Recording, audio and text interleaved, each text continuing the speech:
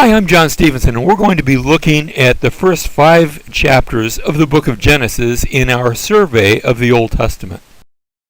First of all, we ought to notice, just because this is the beginning of our survey, that we're finding ourselves in what the Jews would call the Torah, the Greeks would call the Pentateuch. The word Torah means a law or instruction in Hebrew.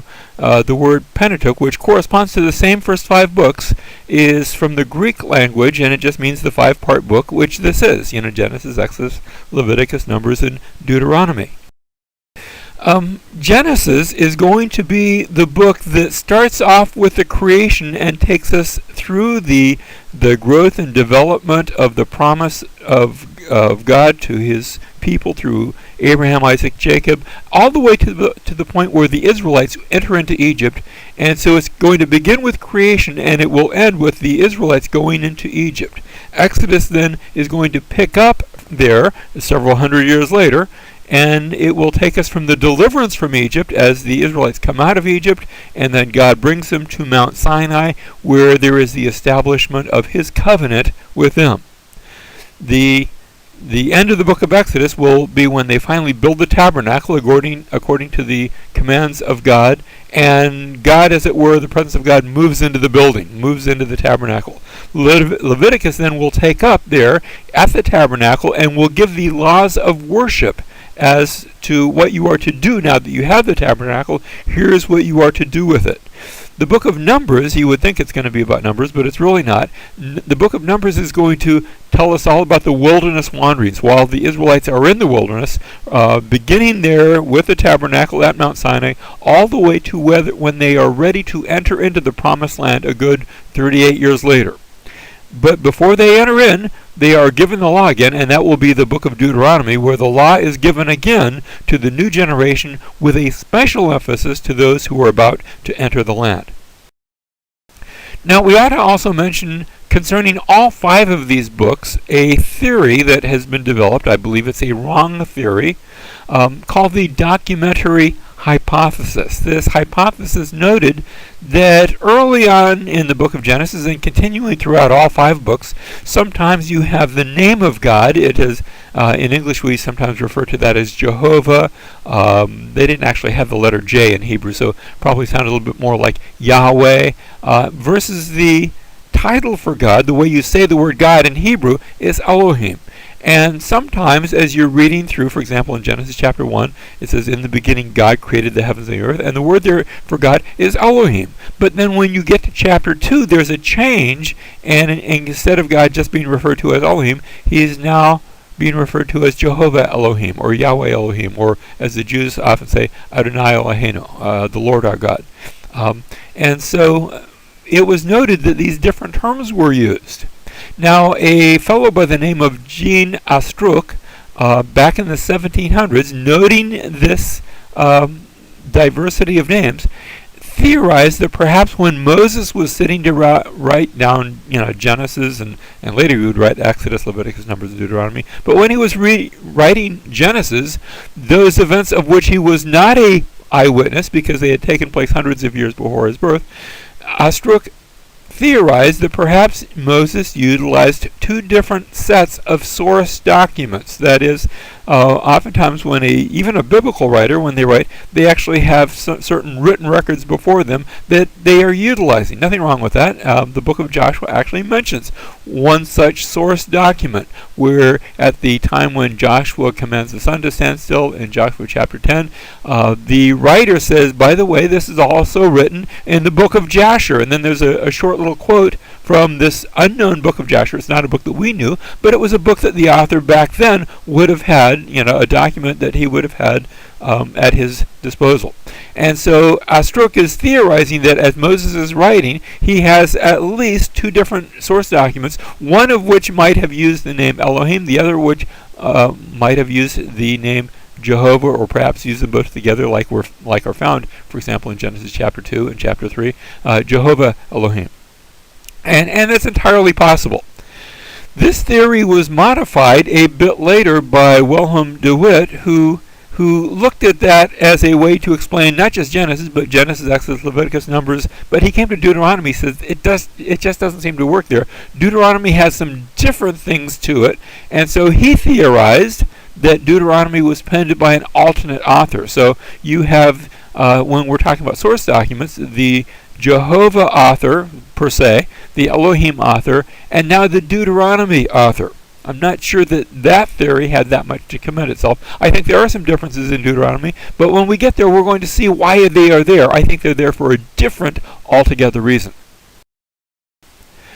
The theory continued to develop as Hermann Hohlfeld, again we're going a bit later, by the way, by now we're in the 1800s, who said, well, that Elohim theory doesn't quite fit all the observations, and so he theorized maybe there was two different Elohim authors, an E1 and an E2. We're just using that as shorthand. And finally, the theory was changed again, but this time popularized by Julius Wellhausen, a German scholar, who on the heels of Darwin's theory of evolution tried to apply those same sort of Darwinian evolutionary beliefs to the makeup and the origins of the Old Testament, in particular to the Torah, that is the Pentateuch, these first 5 books. And Wellhausen, he was borrowing on these other earlier scholars, and he postulated that there was first that Jehovah author, of which we have mentioned, that uses Jehovah. That secondly, there was the Elohim author. Thirdly, there was the Deuteronomy author. We can see there's nothing new in this theory so far, but he also envisioned what he called the priestly author. That is, whenever you see lots of numbers or all those priestly sorts of things about sacrifices, that must have been a different author, again, according to Wellhausen. Now, let me say, I think the theory has been debunked on a number of fronts, though the chief way that I'm going to deal with it, as we read through Genesis, we're going to see that there are entire units that fit together in a chiastic pattern that ignore this theory. In other words, the theory just doesn't match up. And there's large chunks, not just a little portion here, whole major sections of Genesis, the entire Abraham narrative, the entire Jacob narrative. Just ignore this sort of thing, which means that the theory itself just falls apart. The other thing the theory was trying to do was trying to say, well, all these different parts were written hundreds and hundreds of years after Moses, some perhaps even 1,000 years after Moses. And again, I don't think that is the case. First of all, we have portions now, very small portions, but portions of the Pentateuch that go back to not all the way to Moses' day. We don't have any original document, but we have at least one that goes back all the way to what might have been David's day, far earlier than this theory postulated. And so I think the theory has come to ruination, although not everybody realizes that, and maybe it is still being taught in a few colleges. Well, enough about that. Let's go to Genesis, the book of beginnings.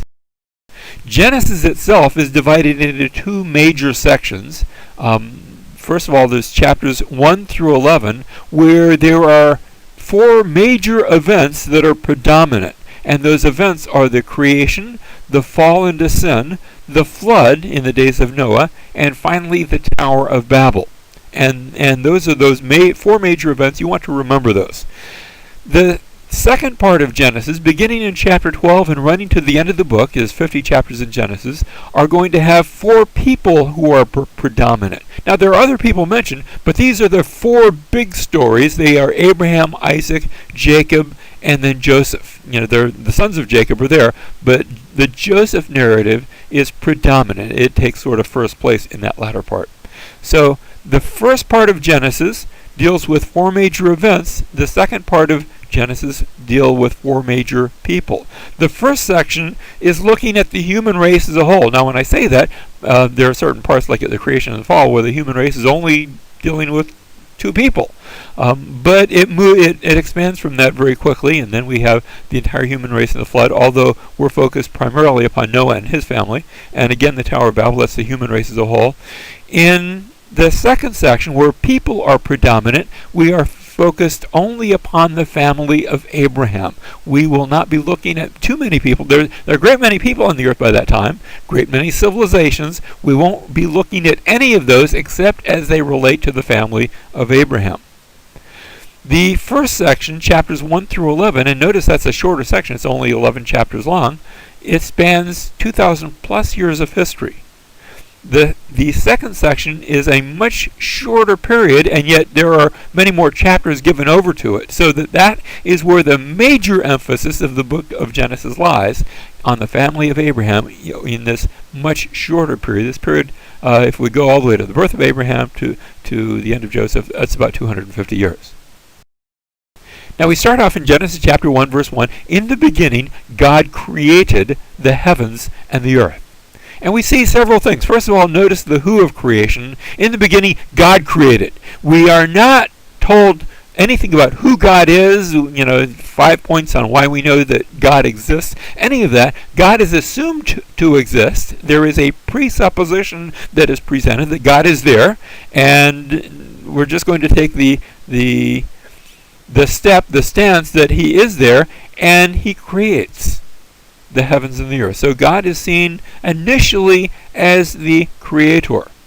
First of all, secondly, we want to see the work of creation. He's creating heavens and earth. We're not told how he does this. Elsewhere in the scriptures, we see him speaking things into existence, and actually that's going to come into being later on in this chapter as well. But this single initial act of creation, and I take it as such. Yes, there are some scholars who have wanted to say when in the beginning God created the heavens and the earth, and this is all the things that he did to bring that about. I think that's reading in something into the text that really isn't there. A strictly literal translation of this is going to be, as we have it here in the English, in the beginning God created the heavens and the earth. So God comes on the scene. He's already on the scene. The scene actually comes into being as he creates the heavens and the earth. And the what of creation, notice, it's the heavens. Now, the word heavens, shamayim, is always in the plural. I suspect that it comes from the root word sham, which just means over there. So perhaps we could, and I'm stretching this a little bit, perhaps we could say God created the up there places and the down here place. The heavens up there and the earth down here. And heaven isn't necessarily up because it depends on what portion of the earth that you're speaking of. Everything's sort of up, I guess. But it's speaking in a geocentric sort of way. He created the down here, the earth, or you could translate that elsewhere. We're going to translate to that the land. Haaretz can be both the earth, the whole planet, or it can be this portion of the earth, the land. So he created the up there and the down here, the heavens up there and the land down here. The passage goes on to say, and the earth was unformed and unfilled, and I'm underscoring that because we're going to come back and look at those two words. The earth was unformed and unfilled, and darkness was over the surface of the deep, and the Spirit of God was moving over the surface of the waters. Now, notice, as the earth is created, we could say it's only half-baked. It's not done yet. There's more that needs to be done, and that's going to take us through the rest of this chapter, and it is unformed and unfilled. Now we take those words, unformed and unfilled, and that actually brings us the heading, the two headings, of the rest of this chapter. So that in verse 3, we see God saying, let there be light, and there was light, and that becomes the first day, evening and morning, day one, as the Hebrew says so succinctly.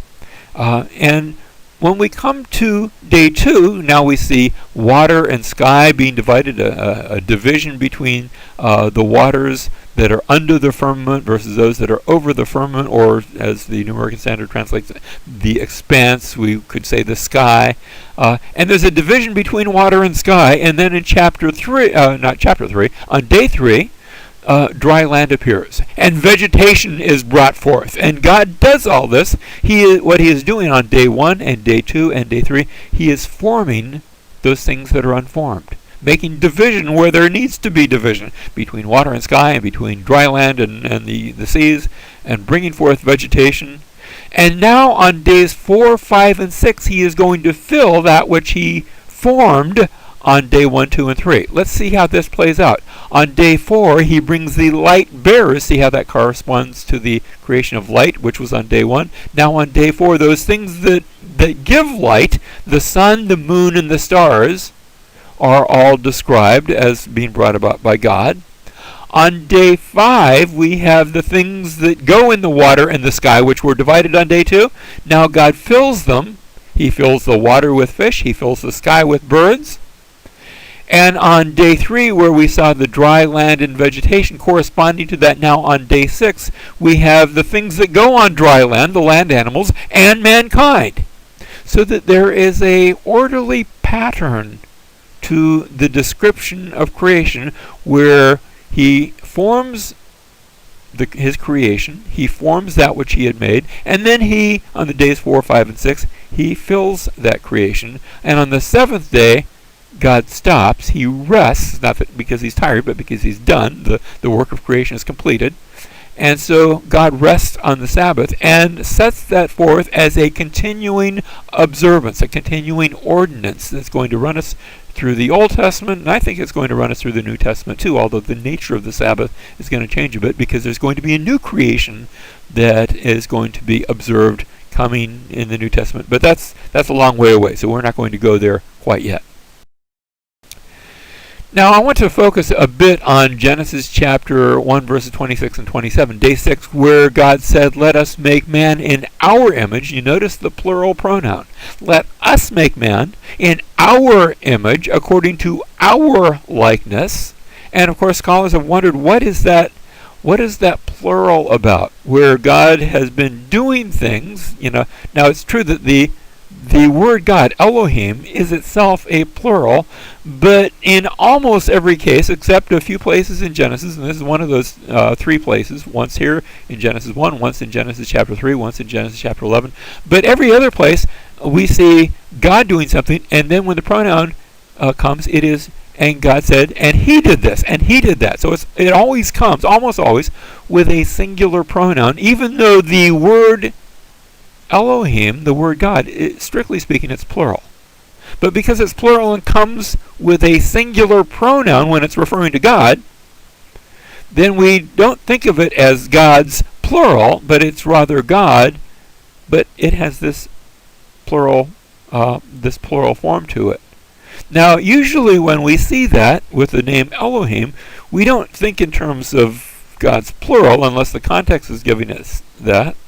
But rather we think of God as being spoken of in such a grand and great manner that we have in the Hebrew a form which is known as the plural of majesty. That is when you want to describe something really big, like the heavens. You never say Shema, the heaven singular. It's always Shemaim.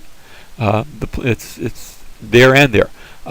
And so there's here a plural of majesty. Let us make man in our image. And it seems to be that might be why we are seeing the plural in the pronoun as well. Now, to be fair, not all scholars agree. There are some who think maybe there's a suggestion here of the Trinity. And I have to admit that might be true.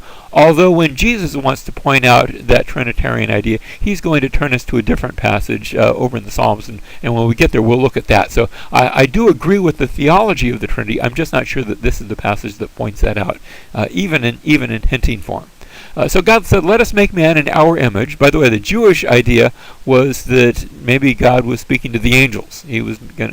But I don't think the rest of the context underscores that, because notice God said, "Let us make man in our image according to our likeness," and some have wondered what's the difference between image and likeness. Just 2 ways of describing essentially the same thing. I think this is typical Hebrew parallelism.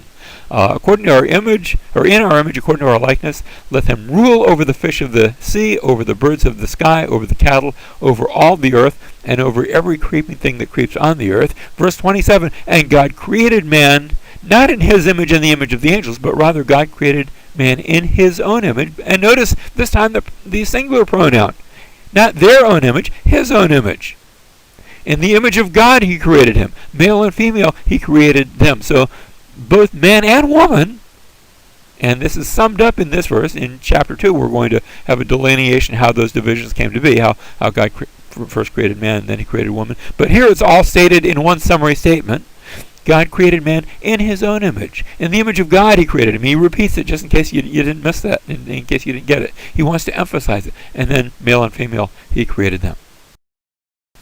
Verse 28, God blessed them, and God said to them, be fruitful and multiply and fill the earth and subdue it and rule over the fish of the sea, over the birds of the sky, over every living thing that moves on the earth. Now, it's often asked, in what way was man made in the image of God? What does that mean? And a number of different answers have been given, and there probably are a number of correct answers, but within the context of Genesis, here in chapter 1, there's really only one, and it's given here in verse 28, here in the context. That is, man is made in the image of God, in the sense that, notice, man is told, be fruitful and multiply, and fill the earth and subdue it. That idea of subduing the earth, that's something that man is doing as a representative of God.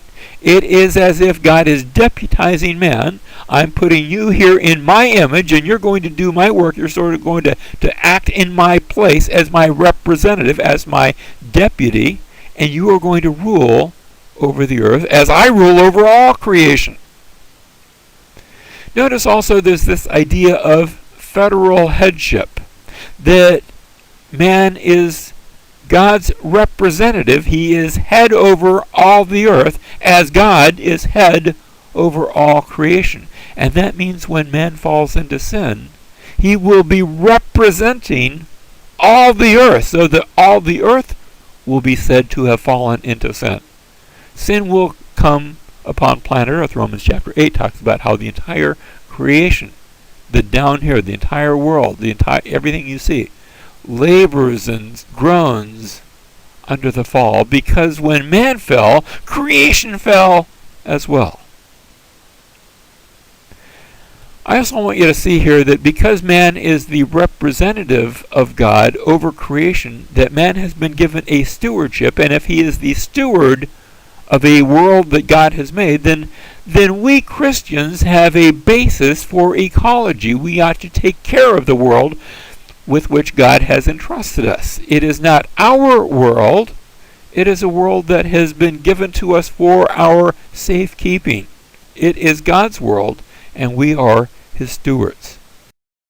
Now, as we come to chapter 2, we're going to see a second account of creation, and that brings up the question, why are there two separate accounts of creation? And I want to suggest to you that the book of Genesis is regularly going to give this pattern. We'll have, in a sense, two accounts of a number of events, where first we are given the overview, sort of the big picture, and then we go back and we look at that important part that the author really wants to bring home to us. And I think that's true of creation. I think it's true of the flood. I think it's going to be true of a number of narratives within this book. So, as we look at Genesis chapters 1 and chapter 2, I think we can see something of a contrast. Genesis chapter 1, we have the heavens and the earth. They're created in 6 days. In chapter 2, we're going to look at the creation of man and the woman, and no time element will be mentioned. Obviously, that's going to focus mostly on the 6th day, but that's not going to be mentioned here. It's already been mentioned back in Genesis chapter 1. In Genesis chapter 1, we see the panorama of creation as a whole. In Genesis chapter 2, there is a detailed focus on one particular aspect of creation, that is, on the creation of man and woman and the things that God says and does with them. In Genesis chapter 1, that centers on God creating the heavens and the earth and the whole panorama. In Genesis chapter 2, it centers on man as the crowning act of God's creation, and that is its focus. When we come to Genesis chapter 2, I want you to see that it's going to give us the pattern. I'm going to give you an outline just of Genesis chapter 2, and I want you to see the detailed pattern in the same way we saw a pattern in Genesis 1, sort of a parallel pattern. This is a different type of pattern. We start off in this is all chapter 2, in verses 1 through 3, where creation has been completed. The heavens and earth are created. God finishes his work. He rests on the 7th day. He declares it to be the Sabbath, and that is given as a continuing ordinance. Next, we see the creation of man, beginning in verses 4 through 9, where man is created, and he is formed from the dust of the ground. That hadn't been mentioned back in chapter 1. It's mentioned now. And man is created. He's formed of the dust of the ground. He becomes a living soul. Next, we have the description of trees and rivers that come through the garden, and names are given to both certain trees, the tree of life and the tree of knowledge of good and evil. That's a preview of things to come. And then rivers are mentioned, 4 different rivers that flow out of the garden, and they are named. Now, when we look at the names of the rivers that come out of the garden, some of them are familiar to us. For example, the Euphrates and the Tigris we know by name.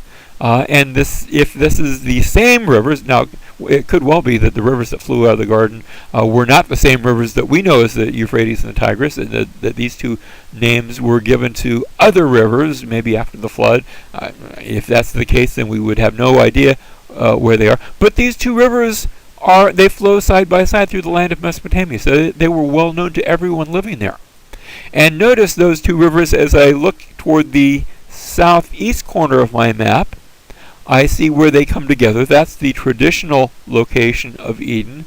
But also they begin not in the exact same place, but in the same general area, far to the north, on the north side of our map, in a land that was called Urartu.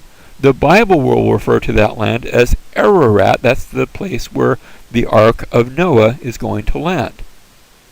So our traditional location of Eden, most folk will tend to look at southern Mesopotamia, the place where Eden is.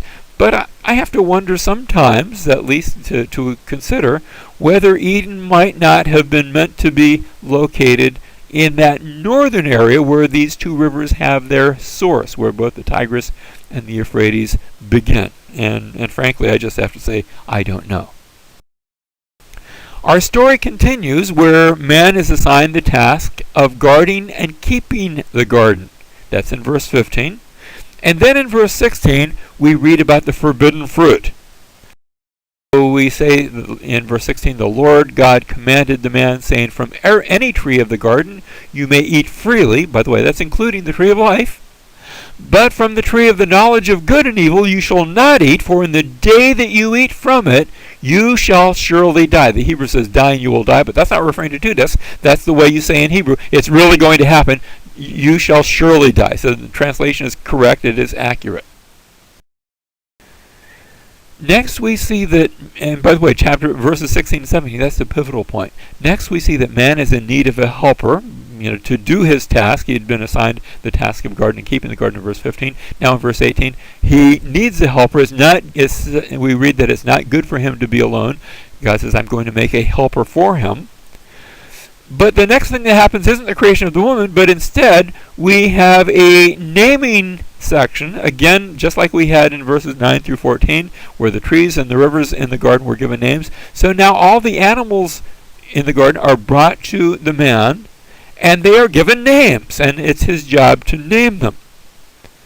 Next, we have the woman being created. She is formed not from the dust of the ground, but from a rib that is taken from the man. He is put to sleep, and in his sleep, God performs some sort of surgical operation, takes the rib, and from that fashions the woman.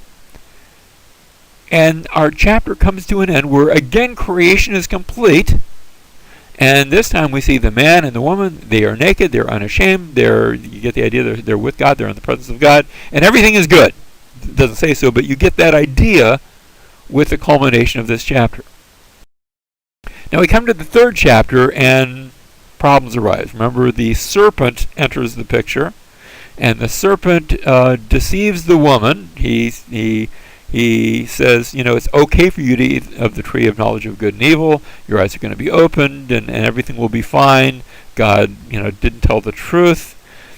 And the woman believes the lie, verse 6 of chapter 3, when the woman saw that the tree was good for food, and that it was a delight to the eyes, and that the tree was desirable to make one wise, she took from its fruit and ate, and she gave also to her husband with her, and he ate. People wonder, where was Adam when the temptation was going on? We're not told, but here we're told she gave to her husband with her. Maybe he was with her the whole time. That's entirely possible. We don't read about him being anywhere else. But she is the one who is deceived. She's the one who falls into temptation. Now, it's the serpent that instigated it all, but she falls into temptation. And Adam goes along with it for whatever reason. We're not given his motivation. And they both fall into sin.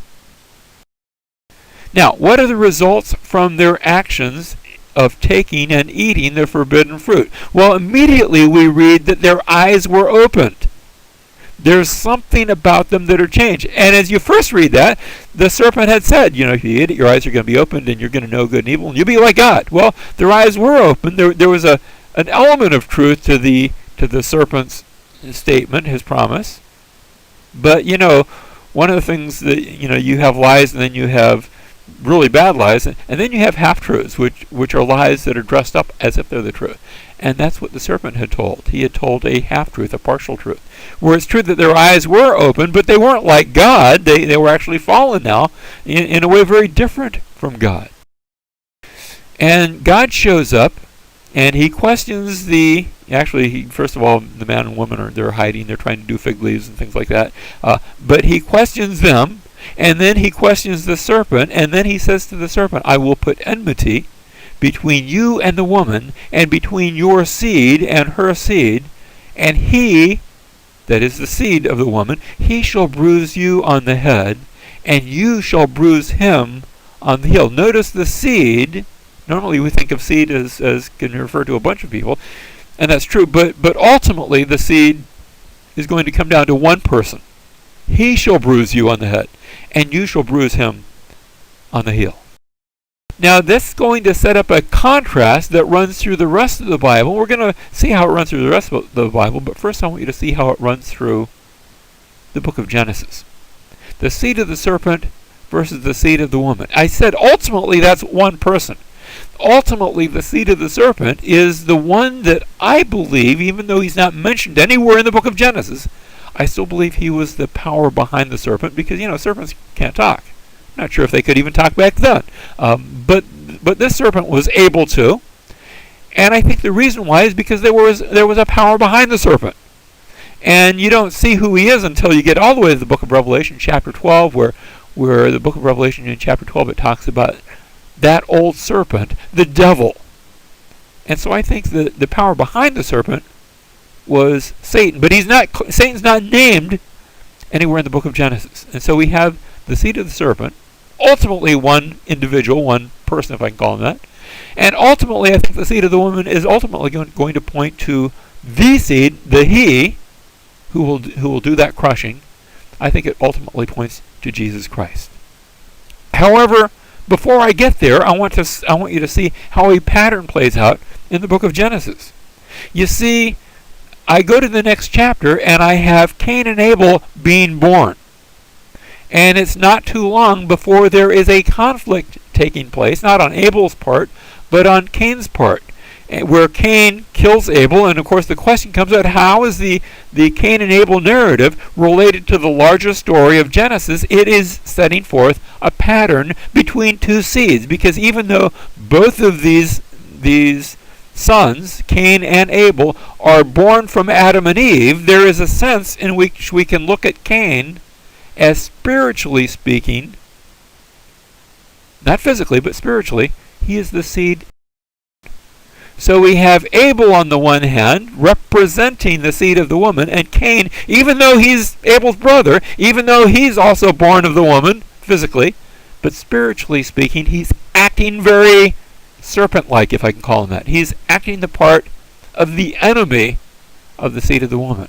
And he murders Abel. And then what follows in the rest of Genesis chapter 4 is a genealogy, where we find Abel, he goes forth, he's banished from the area, and he has descendants, and they build a city, and they have sons, and they have sons, and they have sons. And we go down 7 generations, and we come to somebody named Lamech, who also kills somebody, but instead of saying, I wish I hadn't done that, or my punishment is too great, he writes a song to brag about it. He says, if God was going to avenge Cain, if anybody messed with him sevenfold, I'm going to avenge them 70 times sevenfold. I'm the really bad guy. So we see the seed of the serpent grows and develops. And then we look to Genesis chapter 5, the next chapter, and there is now, actually at the end of chapter 4, we read that Adam had relations with his wife again, and she gave birth to a son, and named him Seth, for she said, God has sethed me, that is, appointed me, another offspring in the place of Abel, for Cain killed him. Now that's even stronger in the Hebrew text, where when we read that phrase, another offspring, literally, it's saying, he has appointed me another seed. So it is taking the seed idea and developing it further in the rest of the book of Genesis. So I went from Abel has died, and so instead I'm following the line through Seth, and I go down I went down 7 generations from Cain to Lamech, and here's a guy who murdered somebody and brags about it. I go 7 generations from Seth to Enoch, and Enoch is one who, by contrast with Lamech, Enoch walks with God. And his personality or his ministry or his whatever is of such a nature that he does not die. With every person leading up to him, we would read he lived so many years, he had sons and daughters, and then he died. So many years, sons and daughters, and then he died. We get to Enoch, lived so many years, sons and daughters, and he did not die. He was not, for God took him. It's as if they're walking along, and God says, hey, we're pretty close to my place. Why don't we just go to my place instead today? And Enoch is taken by God, but not dying and taken by God. He doesn't die. But he does have sons and daughters, and we continue through the seed of the woman all the way down to Noah. And Noah finds grace in the eyes of the Lord, even though the world by now is going to be judged and destroyed by a flood so that all mankind will perish. Noah and his family are going to be saved. And so we read about the children of Noah. Ham, Shem, and Japheth, and they are all saved in the ark. Once they have come out of the ark, there's going to be another story that takes place where we see the promise continues through Shem, and he's going to be that seed of the woman. It will be ultimately through Shem that we're even going to see Abraham. But another son comes to prominence, and that is the son Ham, who sins. He disrespects his father, and in an honor and shame culture, that was a very big idea. Today we say, oh, big deal. It's a little road bump maybe. But in that day, honor and shame were everything. So to disrespect your father, that was as bad as it could be. And Ham disrespects his father. And Noah puts a curse, not on Ham, but on one of Ham's sons, on Canaan. Now, if you were reading this passage, we read it and it looks like just a bunch of names. If you were reading this passage as it was originally written, Moses writing to the Israelites, who you remember are about to go into the land of Canaan as the promised land, and they will be called to go in and bring the judgment of God upon the land of Canaan, suddenly this section takes an entirely new emphasis. This is very personable to them. They will be going into Canaan. Canaan's land will be their land. So when a curse is put on Canaan, that becomes especially significant to the original readers of this book. Notice the seed of the woman continues on from Shem, finally to Abraham. Now we need to move our chart up because the story is going to continue even once we get to Abraham, because Abraham is going to have a son. His son will be Isaac, that is the promised son. But before Abraham has Isaac, there's going to be an older son, a son not born of Abraham's wife Sarah, but a son born of Sarah's handmaiden. And his name is going to be Ishmael. And it's not that Ishmael is a bad guy, but he's not the promised seed. So there's a sense in which he comes under the heading of the seed of the serpent. Now, I don't want to pick on Ishmael, but the same pattern is continuing where the older son, just like Cain with the older son is set aside, and it's the promise goes instead of the younger son, which was very cross-cultural in that day. The older son normally got everything. But God is choosing the younger son, Isaac, to be the seed of the woman. And Isaac's going to have 2 sons, and what's more, they are going to be twins. And there is Jacob, and there is also Esau. And even though Esau is the older son, Esau is willing to give away his birthright. He's not quite all that interested in the things of the Lord. So you get the idea that spiritually speaking, and again, I'm not saying he's a bad person, morally bad, but I am saying he's not that interested in the things of the Lord, and so spiritually speaking, he represents the seed of the serpent. And I think the question that we are meant to ask, I think the question that the children of Israel are meant to ask, is not physically, but spiritually speaking, whose seed are you? And when we get to the New Testament, we read about how we have been born again, not of corruptible seed, not of physical seed, but of that which is spiritual, through the living, abiding Word of God. Whose seed are you? Have you been born again? Have you come to Jesus Christ in faith, trusting in what He did for you, aligning yourself with Him through faith, who is the ultimate seed? Because that is what determines the answer to this question: whose seed are you?